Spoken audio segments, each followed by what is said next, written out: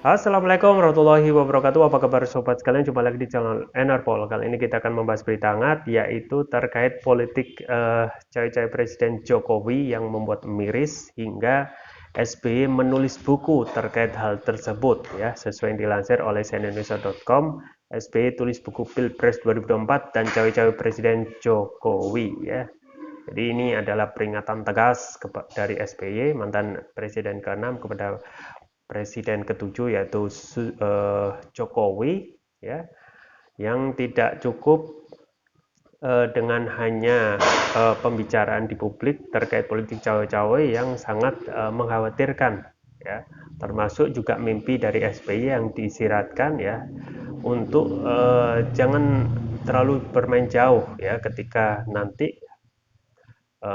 sudah kontestasi ataupun para mantan presiden ini, ya harus, ya wajar gitu, harus sadar bahwasanya setiap masa itu ada waktunya, ya, dan juga kalau sudah selesai masa jabatan presiden, ya harus kembali ke apa namanya tempat asalnya masing-masing, ya. Pak Jokowi ke Solo, ya, Pak SBY ke Pacitan, dan Bu Mega di kampungnya Bung Karno, ya, di Blitar. Langsung saja kita baca dan kita ulas sesuai dilansir cnnindonesia.com, ya. Ketua Majelis Tinggi Partai Demokrat Susilo Bambang Yudhoyono SBY menuliskan pandangan yang dijadikan buku berjudul Pilpres 2024 dan Jaya-Jaya Presiden Jokowi, The President Can Do No Wrong, ya. Dan ini ya itu, ya. Jadi The President Can Do No Wrong. Cover buku ini didominasi warna merah dan hitam. Sekretaris Majelis Tinggi Partai Demokrat Andi Malarangeng mengatakan isi buku 24 halaman itu untuk pembelajaran para kader. Iya, itu untuk pembelajaran kepemimpinan para kader Demokrat, kata Andi Malarangeng kepada cnnindonesia.com Senin.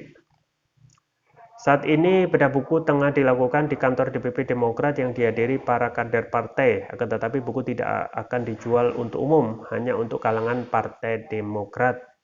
Untuk kalangan sendiri, kata Andi, para pejabat teras partai juga hadir dalam acara seperti Sekjen Teuku Rafli dan anggota Majelis Tinggi Syarif Hasan. Tulisan Bapak SBY yang berjudul Pilpres 2024 dan cawe-cawe Presiden Jokowi ini disampaikan khusus kepada jajaran kepemimpinan dan kader Partai Demokrat di seluruh tanah air, mengutip kalimat di bagian belakang buku. Presiden Joko Widodo sempat dianggap ikut campur atau cawe-cawe urusan partai politik Pilpres 2024. Dia dianggap menyokong capres tertentu. Jokowi pun disebut-sebut mengatur partai politik agar mengusung capres yang ia kehendaki.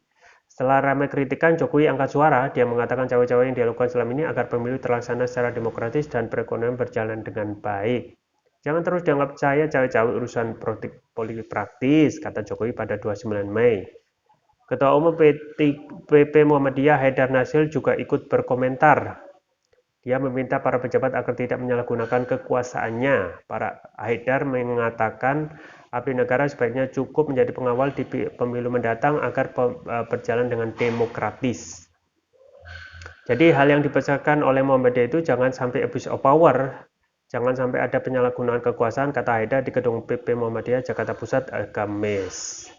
Ya itu, ya sobat sekalian, terkait dengan cawe-cawe Presiden Jokowi yang sangat fenomenal, yang hampir tidak pernah kita dapatkan beritanya itu di masa pemerintah sebelumnya, ya, pemerintah Presiden SBY, ya, ketika masa jabatan tidak pernah, gitu, ya.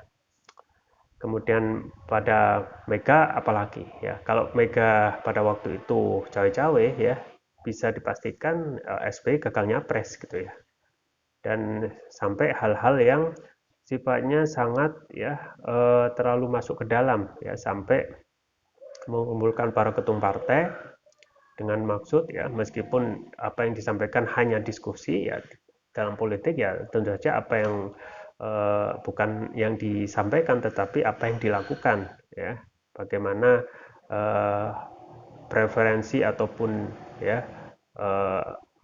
hal-hal yang dikemukakan kepada ketua umum partai itu sudah cukup untuk